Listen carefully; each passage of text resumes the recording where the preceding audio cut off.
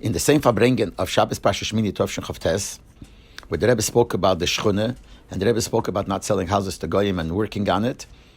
The Rebbe even told a meifes that happened just a few days before, but the way they wanted to divide the counties, etc., etc. And a meifes, he said, from the Rebbe the Shver, which went through him, the Rebbe said, and told the whole story, and that shows that if you stand b'teikev, the Eibishter helps, so you have to stand b'teikev and do it. So then the Rebbe said that we find by Matan Torah, when the Eibishter wanted to give the Torah, so he first said to speak to the women, and then he said you speak to the men.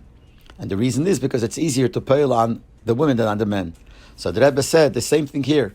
This is what really I should have done. I should have first spoken to the women.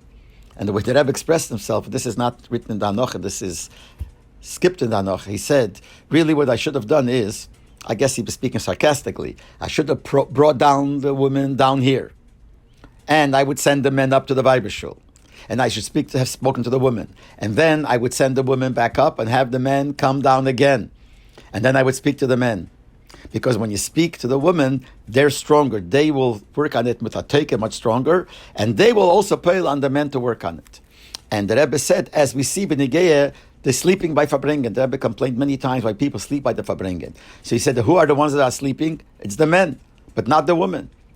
And just like the men, when they sleep, it's not only when we speak a inyan in Kabbalah, in Remez, like hard inyanim. Also when we speak about Pshat, Rashi, which is for Rabbi Chomesh Lemikra, they also fall asleep. The same way by the women, it's the opposite. That they don't sleep, not only when we talk about Pshat, simple things, nor even when we're talking about Drush and Sod, which in the meantime, so far, they don't really understand it so much, and they also don't fall asleep.